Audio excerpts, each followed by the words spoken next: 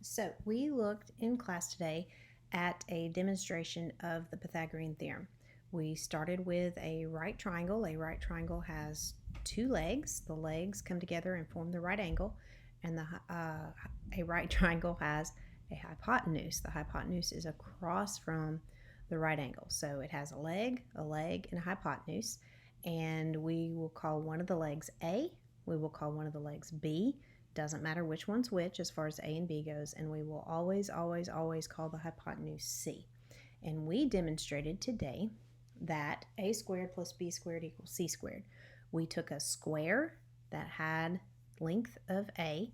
We took a square that had a length of B. We put those together and we saw that together they equaled the square that had a side length of C. So a squared plus b squared equals c squared. If we wanted to use easy words, we could say that in a right triangle, a leg squared plus a leg squared equals the hypotenuse squared. And to sound a little more formal, what the Pythagorean theorem is really saying is that the sum of the squares of the legs of a right triangle, that's this part right here, the sum of the squares of the legs of the right triangle equals the square of the hypotenuse. Now, what are we going to do with this? Well, we're going to use the Pythagorean theorem to find unknown sides of right triangles. They're going to give us two sides. We're going to find a third. There are two different ways they can do this. The first thing we're going to do is use the Pythagorean theorem to find the length of the hypotenuse. So if you look at this right triangle here, they give us the two legs. This leg is 5 inches. This leg is 12 inches. We do not know the hypotenuse. Remember that the right angle box points to the hypotenuse, so this is side C. So every time at this point we're going to write the Pythagorean theorem, a squared plus b squared equals c squared. The next step, we're going to substitute in what we know. So one of the legs is 5, one of the legs is 12.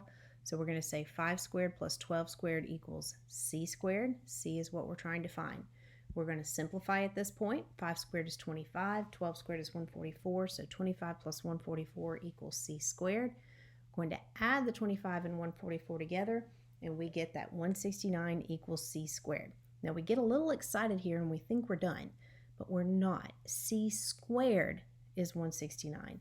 That means the area of the square, if I were to draw it off of side C, it has area 169.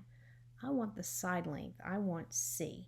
So if I know the area of the square, how do I find the side length? Well, it turns out that the inverse operation to squaring is taking the square root. So we're going to take the square root of both sides. The square root of 169 equals the square root of c squared. And we're going to ask ourselves what times itself equals 169. We're either going to know that or we're going to use the square root key on our calculator, and we're going to find the square root of 169 on our calculator, and we're going to find that c equals 13 inches. Okay, let's do it again. We have another right triangle. They give us a leg of 5. They give us another leg of 5, so this is an isosceles right triangle because it has two sides congruent, and we do not know the hypotenuse, and we're going to label it C. Again, we're going to write the Pythagorean theorem, a squared plus b squared equals c squared. We're going to plug in what we know. Both of the legs are 5, so we're going to say 5 squared plus 5 squared equals c squared. Going to start cleaning it up a little bit. 25 plus 25 equals c squared. Add that together, we get 50 equals c squared. Now, 50 is not the length of the hypotenuse. It is the area of the square off of the hypotenuse. So if the area is 50, how do I find the side length? I take the square root. So the square root of 50 equals the square root of c squared. Now, 50 is not a perfect square, so I won't know how much it is exactly. Can I estimate it?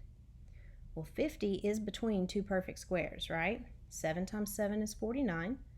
8 times 8 is 64. And 50 is between 49 and 64. So the square root of 50 has to be between 7 and 8. So we're going to use that square root key on our calculator. We're going to find the square root of 50.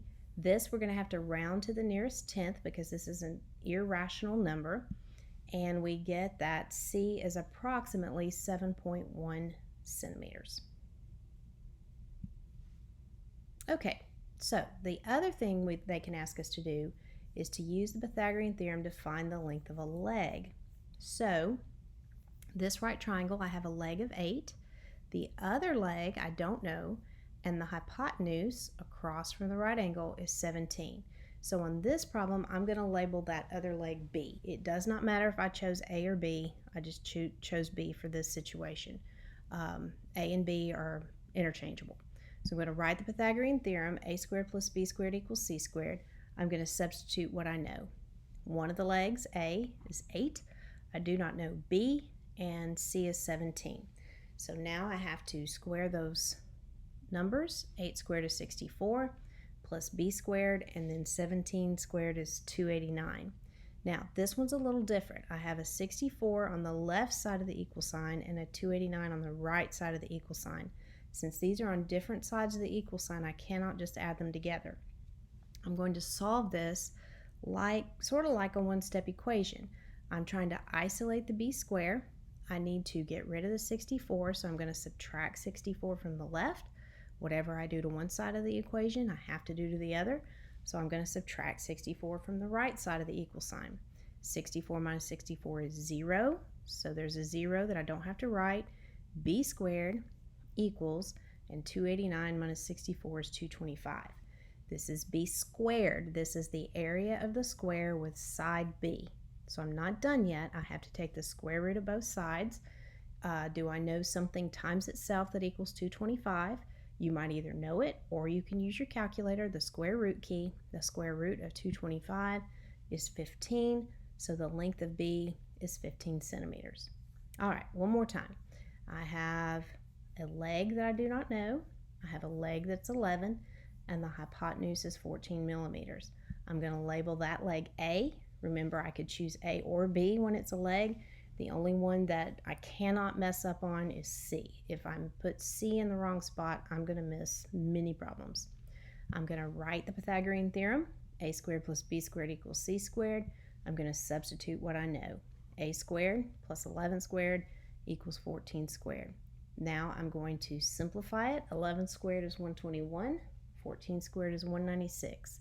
Again, 121 and 196 are on different sides of the equal sign. So I need to move this positive 121. I'm going to use the inverse operation and subtract 121 from the left, subtract it from the right, and I get a squared equals 75. A squared is not what I'm looking for. A squared would be the area of the square right here. I need the side length.